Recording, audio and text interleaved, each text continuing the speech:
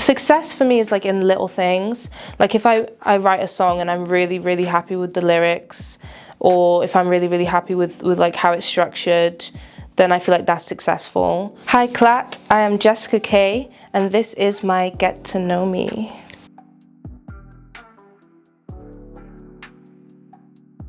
Being Welsh and Caribbean has influenced my music in the way that Caribbean music was always a part of my childhood.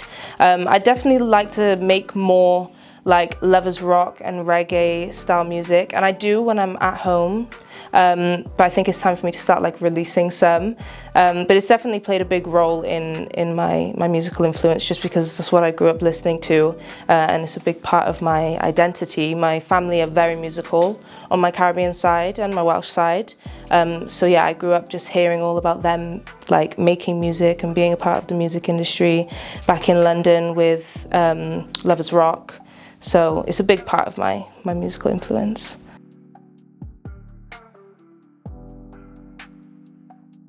So I feel like a lot of my songs, and this might sound crazy, they're not always about me. So it's hard for me to think of a specific experience that I've had growing up in Wales. I find it easier to write songs about other people's experiences.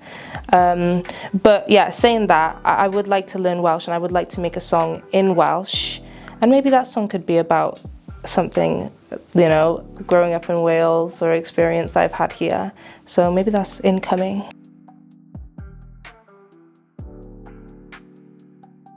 I don't know whether for me, I feel as though I have to balance. Like my heritage, it just comes very naturally to me to be musical in the way that like my family on the Caribbean side are musical. But as I said, I think I definitely want to start experimenting more with like reggae and lovers rock in my music, because that is the kind of stuff that I know very well and grew up listening to. So I do think it's time maybe for me to start balancing those two things more.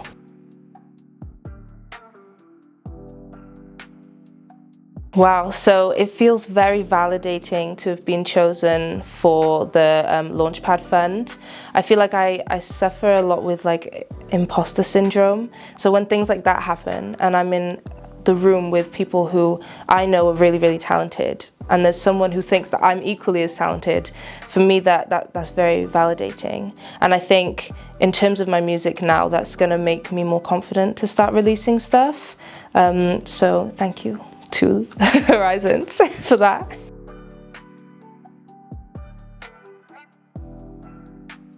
I think since my day with Ed Sheeran, I felt inspired in a way that I haven't felt for a while. I think it began to feel a bit monotonous with doing shows and doing music. As much as I still have enjoyed it, having something like that was so new, and then with the Launchpad thing coming at the same time, it just inspired me in a way that I think I definitely needed.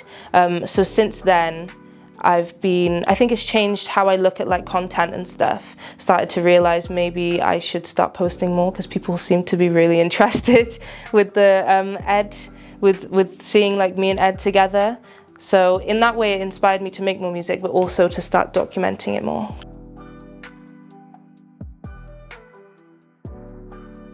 To perform at the Welsh Millennium Centre is crazy, because it's like one of the like most notable venues in Wales, and that's probably one of the moments where I felt like very proud to be Welsh and very proud to be involved in like the music scene in Wales as well.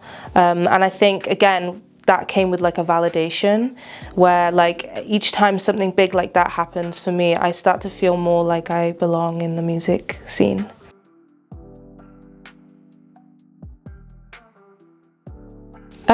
I think my music contributes to the people of colour in the Welsh music scene just because it's there, and I am a person of colour in the music scene. I think each person of colour who makes music in Wales is just adding to the like representation of us. I think sometimes outside of Wales, people like to think that there are no black people or there are no Asian people or anything like that. So the more people who look like me that in Wales that get involved with like music or anything in media, the better, to be honest, because people need to know we're here and we're doing big things.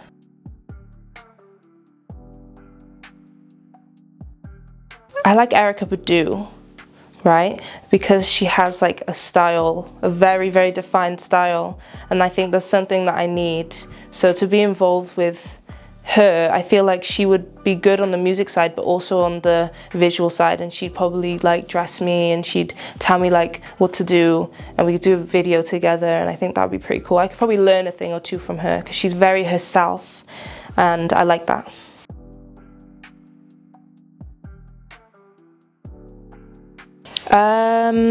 So the memorable thing about Green Man was probably that I performed every single day that I was there, and it was fun. It got more fun the more days I did it, which I was kind of not expecting. I was thinking it was going to start getting monotonous, but I had a really good time, and I feel like each time I performed, the crowd was just a little bit bigger, and I'd say that was one of the like defining moments for me in like learning how to be confident on stage, because I was forced to every single day, you know, like I would know what I didn't do maybe the best the day before, so I was able to improve. And I feel like honestly since then my like stage presence and everything is so much better because I'm just more comfortable now. It just like forced me to be more comfortable.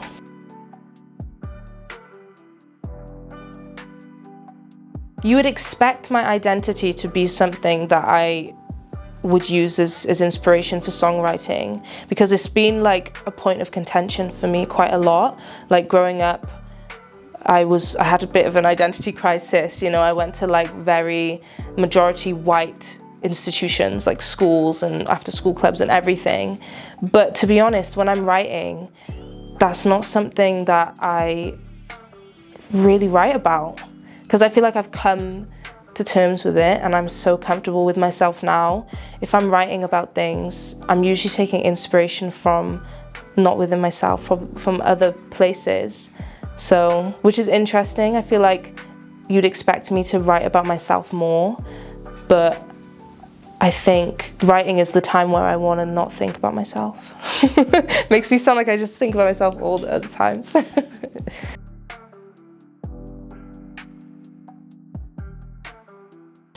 So success for me has never been about numbers or really about money.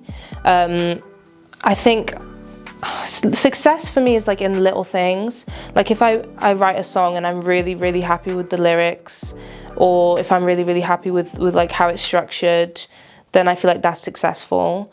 When I get the opportunity to be on stage and fully express myself, like use my full vocal range and talent, and have like people behind me, like instrumentalists and stuff, and we've worked for ages to rehearse for this show, that's when I feel like I've succeeded. I think, and I hope that I will continue to not really care about the followers and money, because I think my art kind of comes first for me at the moment.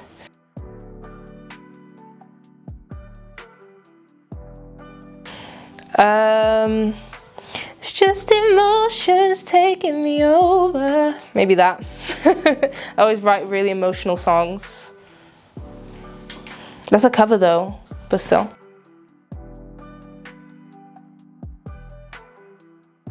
So obviously Destiny's Child would win the dance-off. I've never seen Cleo Sol dance. Maybe the dabka, you know, the Palestinian dance. My friend taught me how to do that, and that would be my winning move. I'd teach them how to do it, and we'd link arms and we'd do it together.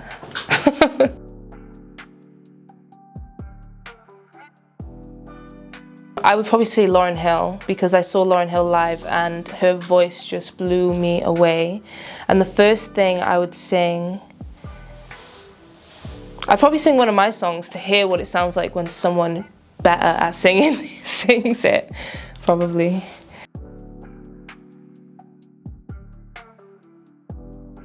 So my goal for the future is to just keep creating and keep getting better at singing, keep getting better at writing, have more understanding of the studio and how to produce well.